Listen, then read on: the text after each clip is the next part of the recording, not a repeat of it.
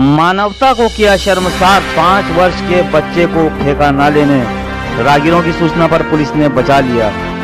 मध्य प्रदेश के शहडोल में खुलेआम दिन दिहाड़े युवती को छेड़ने का मामला आया सामने। उधर जनपद अमरोहा के पुलिस अधीक्षक कुंवर अनूप सिंह के निर्देशन में पुलिस टीम कर रही है सराहनीय कार्य। यमनवार में हो रहे मासूम बच्चों की मौतों पर मानवाधिकार मौन।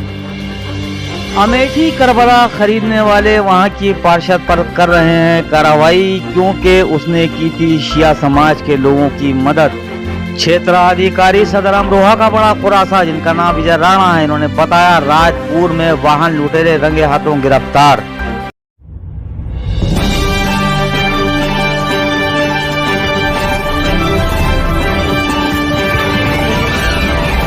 नमस्कार, आप देख रहे हैं द भारत 18 न्यूज का डिजिटल चैनल। मैं हूं आपके साथ फजल अब्बास। आज की खास खबरों पर एक नजर। ग्रेटर नोएडा के एनसीआर में नाले में फेंक गया था कोई 5 दिन का बच्चा। राह चलते राहगीरों ने जिसे देखा और देखकर तुरंत पुलिस को दी सूचना। पुलिस ने मौके पर पहुंच के बच्चे को पहुंचाया हॉस्पिटल। बताया जा रहा है कि बच्चे की उंगलियां और होंठ चूहे कुतर रहे थे। इंसानियत को शर्मसार करने वाला ये मामला आया है सामने। उधर मध्य प्रदेश के शहडोल में दिन दिहाड़े साइकिल से आ रही छात्रा के साथ जबरदस्ती करने की गई कोशिश। राह चलते राहगीरों ने उस छात्रा को बचाया और उस मनचले को धक्के देकर भगाया। जनपद अमरोहा के पुलिस अधीक्षक कुंवर अनूप सिंह के निर्देशन में आगामी त्योहारों को लेकर सुरक्षा व्यवस्था तथा शांति बनाए रखने के लिए आम जन को किया जागरूक। पुलिस टीम ने बाइक के साथ निकाली रैली।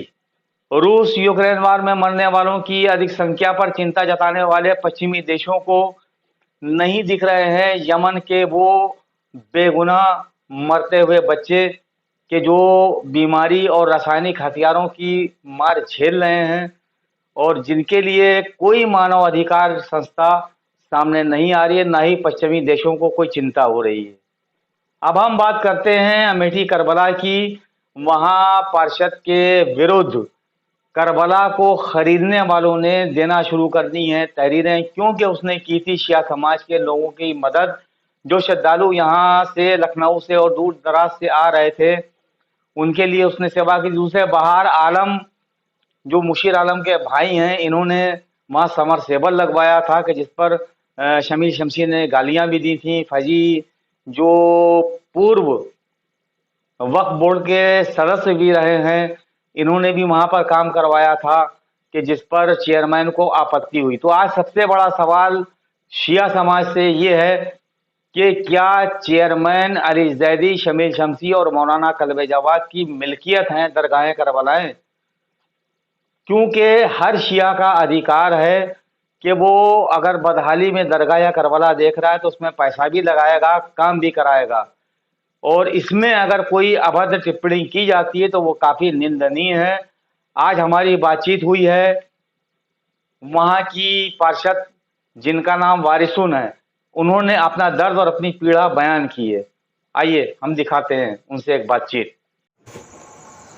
अब हमारे साथ जुड़ चुकी हैं अमेठी की पार्षद वारिसुन। ये बताइए कि आपको वहाँ पर क्या समस्या आ रही, किन समस्याओं का सामना करना पड़ रहा है?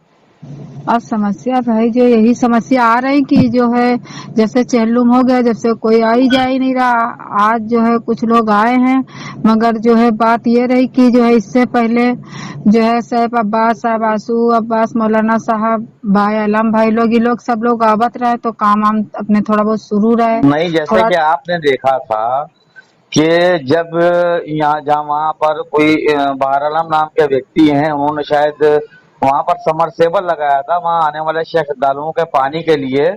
तो उस पर शमीर शमशी जो मौलाना कल्बे जवाद का भाई, उसने काफी गालियां दी थी और वीडियो वायरल हुई थी। उसके बाद फिर फैजी हैं, उनको भी काफी बदतमीजी उनसे भी की थी लगातार। अभी जिन हमारे लोगों ने साथ जुड़ करबला में चुकी दरवाजे हैं लगवाए, अमेठी समरसेबल की लगवाया, पार्षद वारिसुन। और जिनका भी आप नाम लिया मौलाना सैफ अब्बास और ये यासूफ अब्बास, तो इन लोगों ने वहां पर श्रद्धालुओं को ले जाके प्रोग्राम किए, लोगों को करबला का मार्ग दिखाया। तो मौलाना के जो प्रोग्राम था ये चेलों वाला, जो उन्होंने मौलाना जी कल्बे जवाद ने किया है, जी जी तो इस मामले को लेकर सब चुप इसलिए हो गए कि जब यह आगे आ ही गए, क्योंकि करबला इतने वर्षों से वीरान पड़ी थी। वहां का मुतवल्ली जो था, उस मुतवल्ली के होते हुए जमीन कैसे बिकी, इसका सवाल शिया वक्फ बोर्ड ने उनसे नहीं पूछा, और जी उन्होंने क्या करा, उसको जी रिन्यूअल उनको कर दिया। पूछना चाहिए कि कैसे बिकी। और दूसरी, अभी अभी एक मिनट हमारी बात सुनो। अभी जो है ये लोग जब आए हैं, साहब अब्बास, मौलाना साहब आसू अब्बास भाई, आलम भाई, ये सब लोग जब आए हैं तो इसमें लील गाय सियार रोजे में इन्होंने सब जो है साफ सफाई कराई। उसके बाद में पल्ले दरवाजे लगवाया, हन पाइप के पैसे जो है हमको भेजे, हम हन पाइप जो है वहां से ठेकेदार को करके सामान लखनऊ भेजे, हमने लगवाया।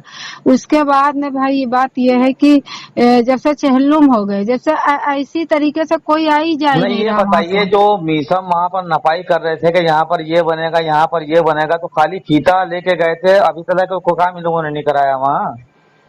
नहीं, काम कराने के लिए तो अभी बात हुई थी कि काम होगा, शुरू होगा काम। काम के लिए तो ये नहीं कह रहे कि काम नहीं होगा, मगर बात एक ये रही कि जैसे चहल्लुम हो गए, जब से न कोई आता है न जाता है। और दूसरी बात है कि जो जमीन खरीदे हैं, जो जमीन के बेचवाने में बेचवनिया जो दलाल थे, और जिसने बेचा वो हमारे खिलाफ एप्लीकेशन हर हफ्ते हर 10 दिन पे दे रहा नहीं, है। तो आपके खिलाफ एप्लीकेशन क्यों दे रहे हैं वो लोग?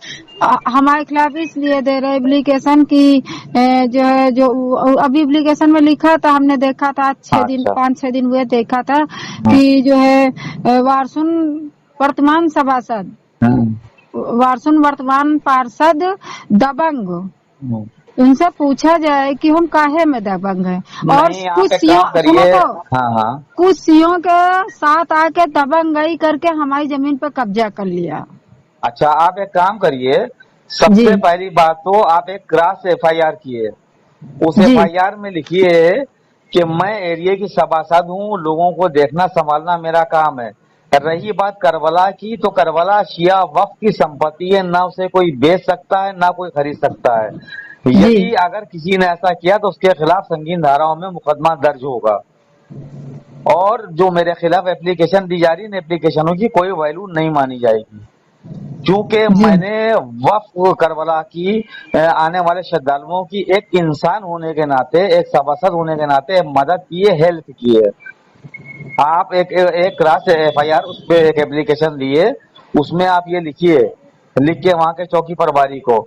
और जी उसके बाद मैं आज चैनल पे चलाता हूँ कि जो आपके खिलाफ एप्लीकेशन दे रहे हैं, उसके खिलाफ शिया वक्फ बोर्ड अभी तक के कार्रवाई क्यों नहीं कर रहा है, किस बात का इंतजार कर रहा है। तो ठीक है, हमसे जुड़ने के लिए आपका बहुत बहुत धन्यवाद, और आगे भी जरूरत हो तो हम आपसे बात करते रहें। अमरोहा सदर के क्षेत्राधिकारी विजय राणा ने बताया कि पुलिस की सर्विलांस टीम एसओजी ने कितनी क्षमता और कितनी काबिलियत के साथ एक बहुत बड़े रैकेट का पर्दाफाश किया। ये रैकेट था चोरों, उठाईगिरों और डकैतों का। अमरोहा पुलिस की एसओजी टीम के इस कार्य की सराहना करते हुए वहां के नगरवासियों ने बहुत बहुत शुभकामनाएं दी हैं। इसके साथ साथ पुलिस के हाथ लगी हैं स्कूटियां, बाइक और अवैध हथियार। हमारी अपडेट कैसी लगी हमें मैसेज में ज़रूर बताएं। हमारी कोशिश रहती है आप तक वो खबरें पहुंचाने की कि जो दूसरे चैनल नहीं दिखाते, और जन जन की आवाज़ हम पहुंचाते हैं, और हक की आवाज़, सच की आवाज़ आप तक पहुंचाते हैं। हमारे चैनल को ज़्यादा से ज़्यादा सपोर्ट करें, सब्सक्राइब करें, लाइक करें।